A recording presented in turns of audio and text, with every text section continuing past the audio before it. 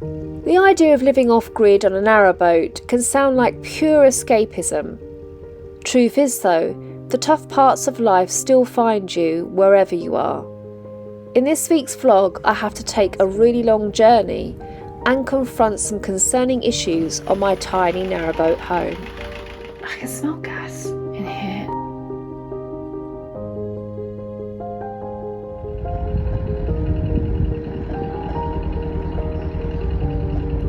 Reverses, it can reverse.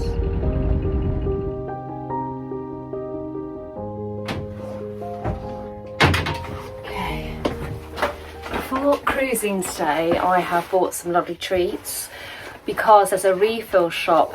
It's got lovely natural goods and everything. So I just stocked up on the washing up liquid. That's not the treat, although it is. It's apple. It smells delicious, it's apple. But they have got some gorgeous things in there. They've got it's beautiful spelt and other flour. I can't remember, but it's organic, which is also a sourdough. And some of you might know that I don't tolerate gluten very well, but I can eat sourdoughs and anything sort of wholemeal. This is a lovely looking bread. I'm excited about that. But there's more. What else have I got?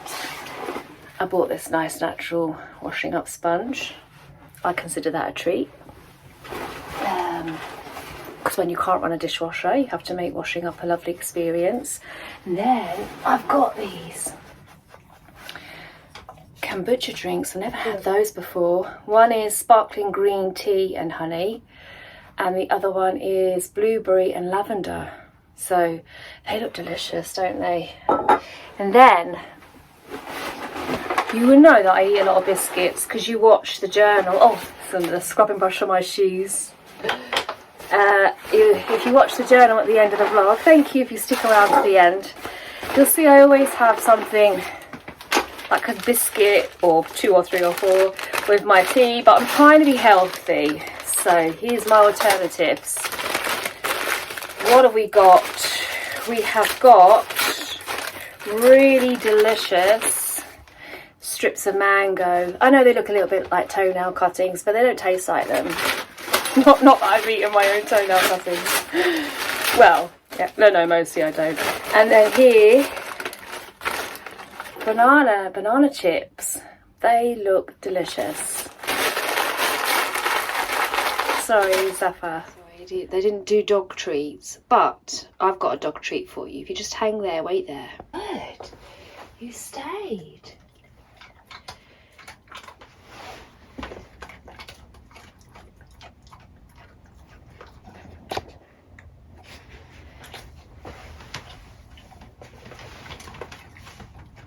Okay, no more.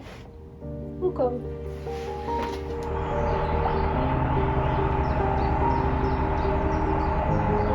So we're leaving Bollington today. Bollington is a gorgeous stop. We're on the aqueduct, but actually it was a good place to stay. We were safe from any flying trees and storms. Today's journey is about trying to find a good place that I can leave narrowboat Alice Grace and know that she's going to be safe while I have to leave her for a couple of days. This is a magnificent looking mill, isn't it? Clarence Mill. It was the last cotton mill to be built in Cheshire, but the first one to be built in Bollington, away from the river, using steam power and maximising on the canal boat traffic for trade. The mill was owned by Joseph Brooke and Martin Swindles, and a story tells of how Martin employed a watchman to guard the mill with a blunderbuss and the instructions to shout, "Speak or I'll shoot," 3 times if the watchman thought there were any trespassers on the site. But Mr. Swindle suspected that one of the watchmen that he'd hired did not understand the instruction, and so decided to put him to the test by sneaking into the mill and making a large amount of noise in one of the corners. The watchman heard it and shouted, "Shoot or I'll shout! Shoot or I'll shout! Shoot or I'll shout!" and then fired the blunderbuss in the direction of the noise. Luckily, he missed Mr. Swindle's.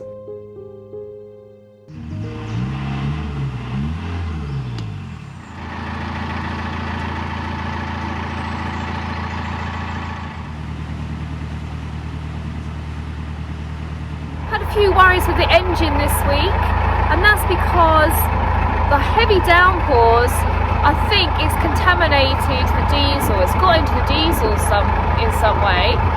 So we filtered out the gunk.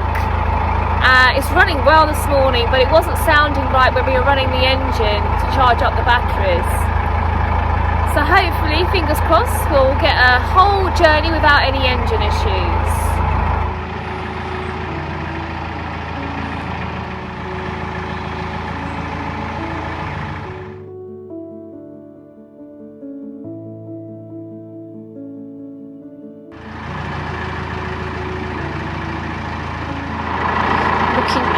For White Nancy on the top of the hill, see if I can get a shot of it. It's not coming into the shot yet, but I climbed up White Nancy and it was brilliant.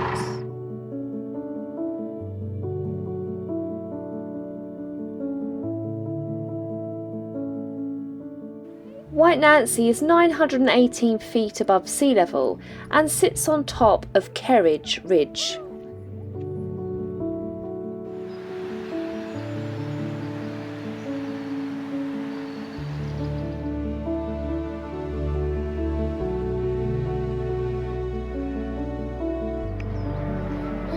Started to rain. I can't believe it. I think it's going to be dry this evening. It's gorgeous though, isn't it? It's beautiful. Zeph, it's on.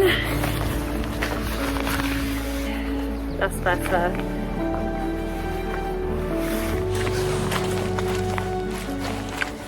White Nancy was once a summer house built by John Gaskell, and it used to have a door which opened up to a stone table and seating inside.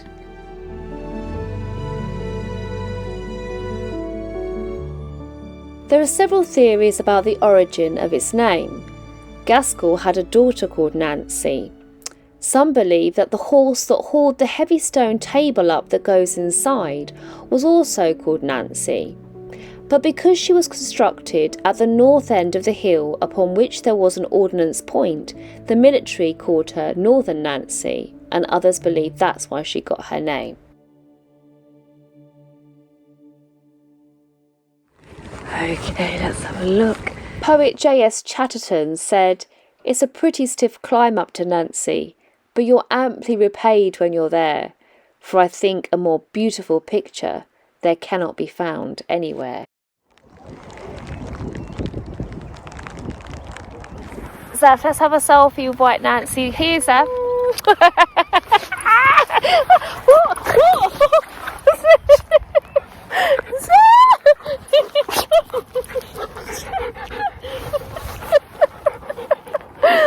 Oh, it's soaking wet. The floor got wet up now. Honestly, and she's rolled in stuff, so now I stink.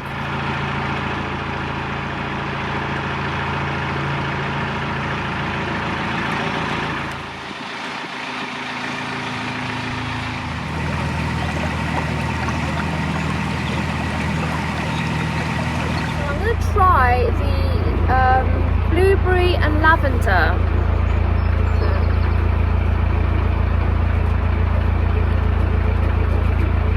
Oh, wow.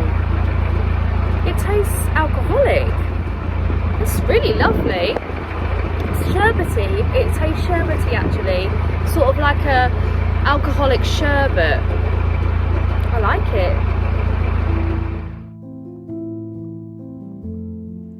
Finding somewhere to moor my boat knowing that she'll be empty for a couple of days means that I have to consider a spot where there are other boats nearby so she's not too isolated.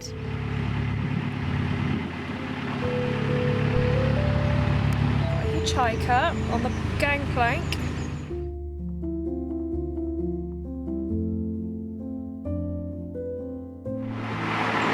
Heron.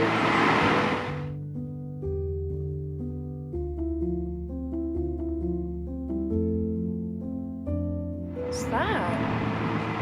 What's that? What's that? Is that our first swallow? What's that? Let's have a look. A swallow! It's a swallow! It's a swallow! The swallows are back!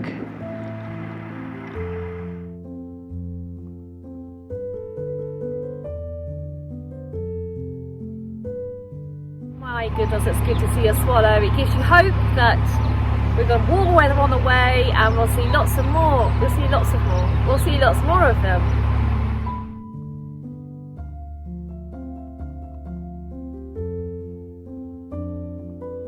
What do you think, Seth? We just saw a swallow. Great, isn't it? You love the swallows.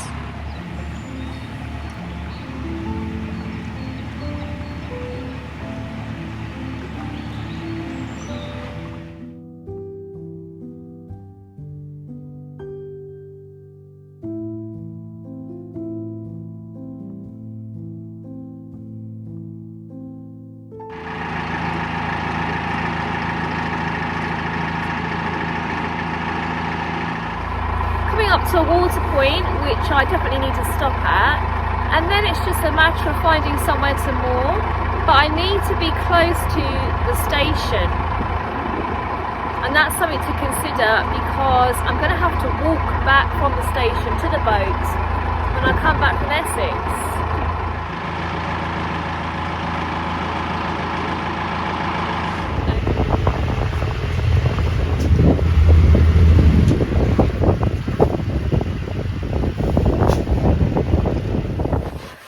Just done the washing up with my lovely apple washing up liquid. It smells lovely. But I'm waiting under a bridge because there isn't a good place to wait to get to the water point. There's a boat on the water point and the pressure of the water must be so slow because this poor boat has been taking ages. I'm gonna sneeze. Excuse me. Well, I hope I'm not allergic to that washing up liquid. I hope I'm not allergic to that washing up liquid. Anyway, I'm under a bridge because we're waiting at the water point because there's a boat on the water point because the pressure of the water is very slow and there isn't anywhere to moor while we're waiting, so we don't want to lose our position in this queue. So it's under a bridge, washing up and waiting. Okay, it is going in. An hour later, I think it's just over an hour actually, to be honest with you. Yeah, it's quite slow water pressure.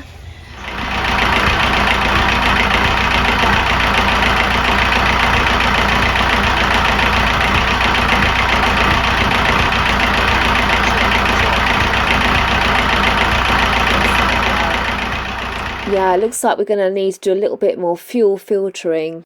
It's a gorgeous evening to be cruising. I'm quite pleased that the water tap was so slow because it's much nicer now than it was earlier. Way over in the distance, that is called the Cage. It's had many uses over the centuries, but its name comes from its use in the 17th century because it was a holding prison for poachers awaiting trial.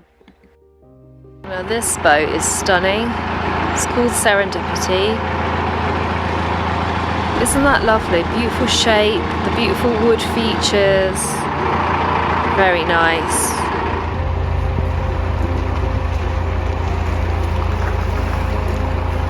This is crazy stuff. Is that a road or a towpath? This is really interesting. So this is a road and a towpath. I've not seen it before. That truck came from up there.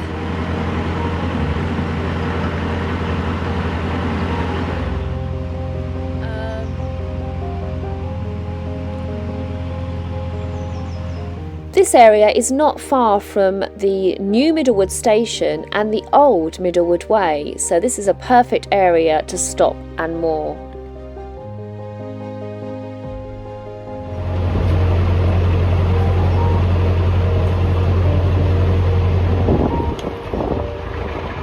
I switched everything off, locked everything up, and then left for Essex, where I was going to be reading the eulogy at my friend's funeral.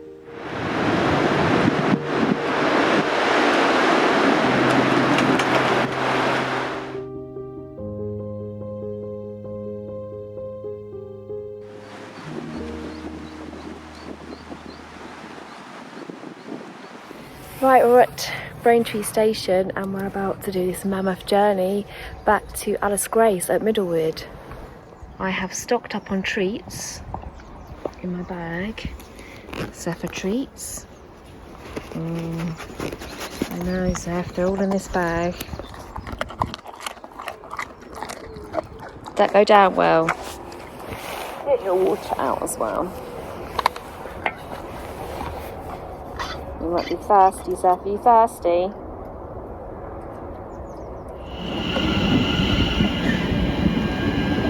That's train, Zeph. This train's going to take me and Zephyr to Liverpool Street.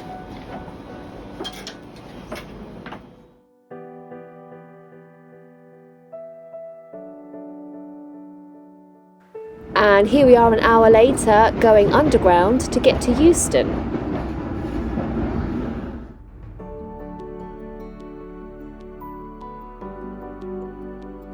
Now we've got just a short wait until we board our train from Euston to Stockport.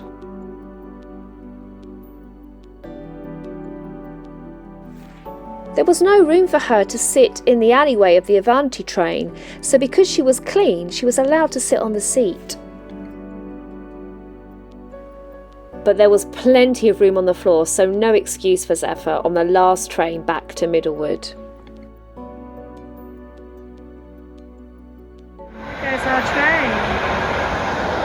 I think it's going to rain on us. But we're walking back now. Now we have a walk back to quite a walk back to the boat. 4 trains and now a walk.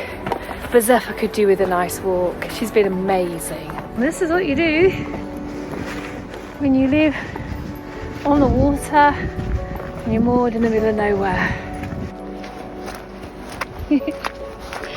And now this is the way to Knockaswell Canal. Oh, to the brown ditch I call home. Yeah, we are getting wet now. It's hailstones. Oh, welcome back up north. Gorgeous view which you look at through hailstones. It's nice to be back though. Not far now, this is bridge number 9. And now we're just past bridge 8. Hopefully Alice is still there. And there's Alice round the corner. It's such a relief to see her. It's always a relief if you've left your boat for a couple of days to find it where you left it.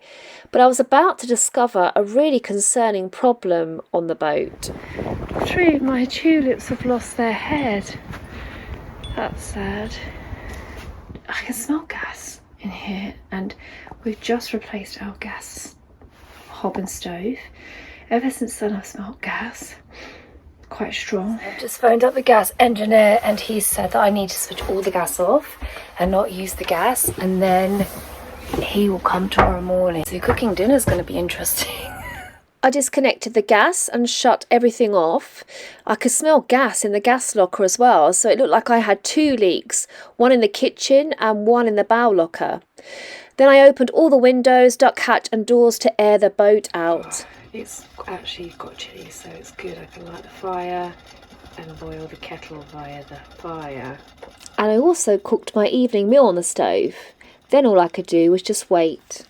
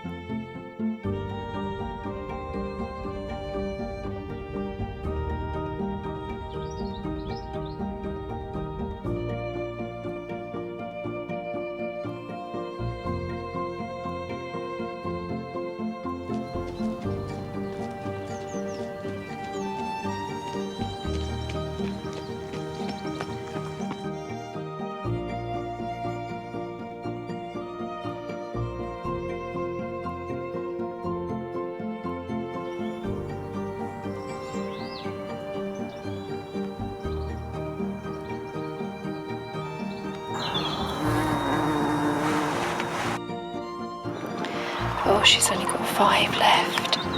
She had 13, and now there's 5.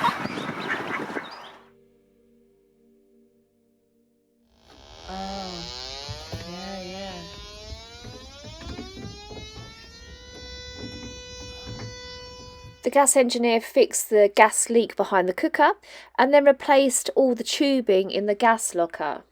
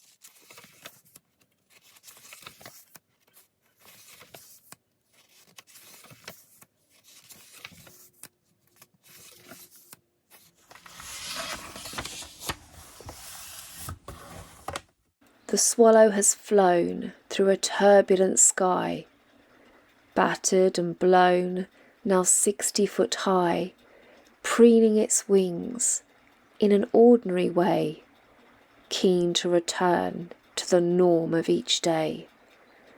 A ruckus of ducklings, all fidget and fluff, unaware of the pike and frightening stuff, dash with a passion for everything new, whilst the head-counting hen counts from many to few.